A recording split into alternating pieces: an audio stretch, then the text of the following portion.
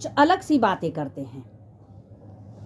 جب نماز فجر کے بارے میں ہم جانتے ہیں، حضرت علی رضی اللہ تعالیٰ عنہ سے کسی نے پوچھا، میں بہت کوشش کرتا ہوں کہ صبح کی نماز پڑھوں پر اٹھا نہیں جاتا، میں اٹھ نہیں پاتا ہوں، سویا رہ جاتا ہوں۔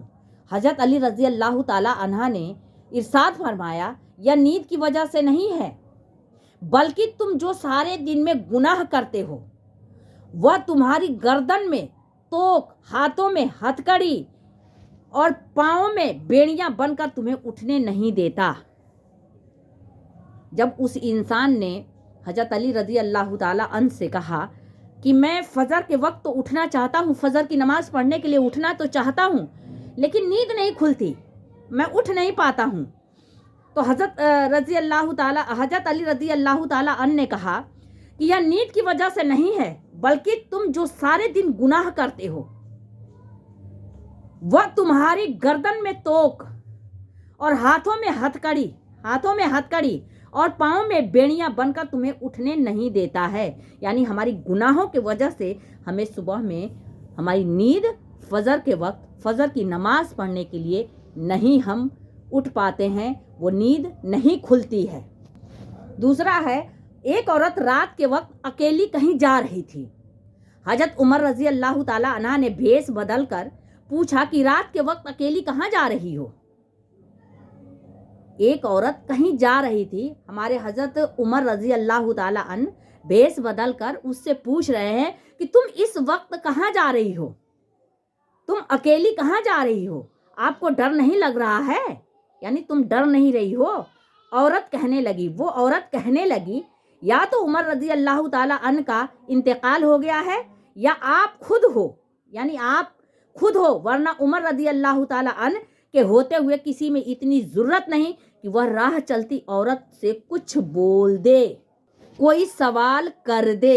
راہ چلتی عورت سے کسی کی ہمت نہیں ہمارے عمر رضی اللہ تعالیٰ عنہ کے رہتے ہوئے کہ کوئی راہ چلتی عورت سے کوئی سوال کر لے، کوئی اس عورت سے بول دے، یا تو ان کا انتقال ہو گیا ہے یا تو خود آپ ہی ہو، عمر رضی اللہ تعالیٰ عنہ آپ ہی ہو۔ کچھ ہم آقا صلی اللہ علیہ وسلم کی سنتوں کے بارے میں جان لیتے ہیں۔ پہلا ہے، مسکرانا سنت ہے، سر جھکا کر چلنا بھی سنت ہے، سوتے وقت سرما لگانا، آنکھوں میں سرما لگانا بھی سنت ہے، مہمان کو دروازے تک رخصت کرنا بھی سنت، یعنی ہمارے پاس مہمان آیا ہے اور اس کو چھوڑنے ہم دروازے تک جاتے ہیں تو یہ بھی سنت ہے، سلام کرنا سنت ہے، خوشی میں کسی سے گلے ملنا بھی سنت ہے، سواری پر چڑھتے وقت اللہ اکبر کہنا سنت ہے، سواری سے اترتے وقت سبحان اللہ کہنا بھی سنت ہے۔ یہ رہی ہمارے آقا صلی اللہ علیہ وسلم کی سنتیں۔ اب ہم آب زمزم کے بارے میں کچھ جانتے ہیں۔ زمزم کا چشمہ 4000 سال قدیم ہے، یعنی 4000 سال قدیم ہے، 13 فٹ چوڑا اور 11 فٹ یہ لمبا ہے۔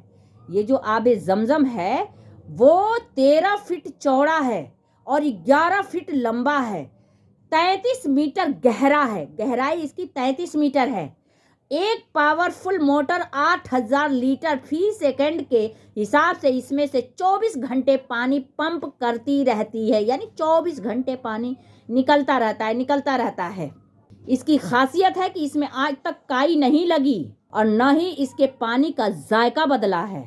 پورے دن پانی پمپ کرنے کے صرف یعنی خرچ ہونے کے باوجود 11 منٹ بعد ہی پانی اپنے اصل لیول پر آ جاتا ہے، یعنی صرف 11 منٹ کے بعد وہ جو لیول ہے نا، پانی کا لیول جہاں تک ہونا چاہیے وہاں آ جاتا ہے۔ آپ جانتے ہیں کیوں؟ کیونکہ اللہ کی قدرت کی بنا پر آج تک زمزم خشک نہیں ہوا، آج تک اللہ تعالیٰ کی مرضی سے، اللہ تعالیٰ کی قدرت کی بنا پر وہ زمزم خشک نہیں ہوا۔ اب ہم شیطان کی تاریخ کے بارے میں کچھ جان لیتے ہیں۔ 80,000 سال تک فرشتوں کا یہ ساتھی رہا ہے شیطان، 40,000 سال تک جنت کا خزانچی رہا ہے، 30,000 سال تک مقربین کا سردار رہا، 14,000 سال تک عرش کا طواف کرتا رہا۔ پہلے آسمان پر اس کا نام عابد تھا، دوسرے آسمان پر زاہد، تیسرے آسمان پر عارف، چوتھے پر ولی، پانچویں آسمان پر تقی، چھٹے آسمان پر خازن، ساتویں آسمان پر عزازیل، اور اب قیامت کے دن تک اس کا نام ابلیس رہے گا۔ یہ رہی شیطان کے بارے میں کچھ جانکاریاں۔ سکون دینے والی آیت، وَمَا لَكُم مِّن دُونِ اللَّهِ مِن وَلِيٍّ وَلَا نَصِيرٍ۔ اس کا ترجمہ ہے، اور اللہ کے سوا کوئی تمہارا سچا دوست نہیں اور نہ ہی کوئی مددگار ہے، یعنی اللہ کے علاوہ کوئی تمہارا سچا دوست نہیں اور نہ کوئی مددگار۔ بے شک اللہ ہمارا سچا دوست ہے اور وہی ہماری مدد کرتا ہے، پریشانیوں میں، مجبوریوں میں اللہ ہماری مدد کرتا ہے۔ ہر حال میں اللہ ہمیں نہیں بھولتا، ہم بھلے ہی بھول جائیں اللہ کو، لیکن اللہ ہمیں کبھی نہیں بھولتا۔ وقت برا اور اچھا سب کا آتا ہے اور دینے والا اللہ ہے۔ اگر آج برا ہے تو کل اچھا بھی ہوگا، آج اچھا ہے تو اللہ اس سے بھی بہتر بنائے گا۔ یعنی کبھی بھی پریشانیوں میں، مصیبتوں میں گھبرانا نہیں چاہیے، سب کچھ اللہ پہ چھوڑ دینا چاہیے۔ یہ دنیا ہے، دنیا میں پریشانیاں آتی ہیں، مصیبتیں آتی ہیں، لیکن ہمیں دنیا کی پرواہ نہیں کرنی ہے، ہمیں آخرت کی پرواہ کرنی ہے۔ ہماری آخرت بڑھیا ہونی چاہیے، ہماری آخرت، یہ زندگی کچھ نہیں ہے، یہ زندگی آج ہے کل نہیں ہے، لیکن جہاں ہمیں رہنا ہے وہ ہمارا آخرت سب سے اچھا ہونا چاہیے۔ اگر یہ دنیا بہترین جگہ ہوتی تو یہاں کوئی روتا ہوا پیدا نہیں ہوتا، یعنی یہ بہترین جگہ نہیں ہے، یہ اصل ٹھکانہ نہیں ہے، انسان کا اصل ٹھکانہ نہیں ہے، اصل ٹھکانہ ہمارا آخرت ہے، اور آخرت اللہ ہر مسلمانوں کا بہترین بنائے تاکہ ہم وہاں سکون کی سانس لیں، وہاں سکون سے رہیں، اللہ کی نعمتوں کا ہم مزہ چکھیں۔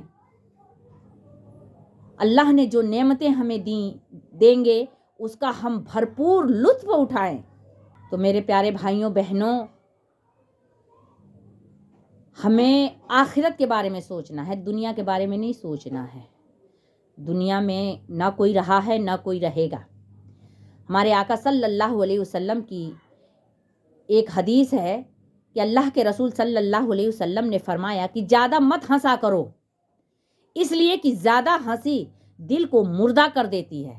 تو ہمیں زیادہ نہیں ہنسنا چاہیے۔